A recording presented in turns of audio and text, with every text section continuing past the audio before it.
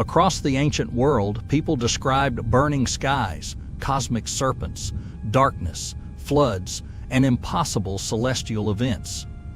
Immanuel Velikovsky argued that ancient myths preserved memories of violent changes within the solar system.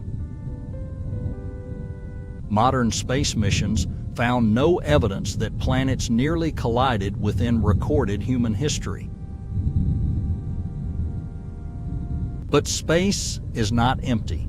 Solar wind, magnetic fields, and charged plasma connect the sun with every planet.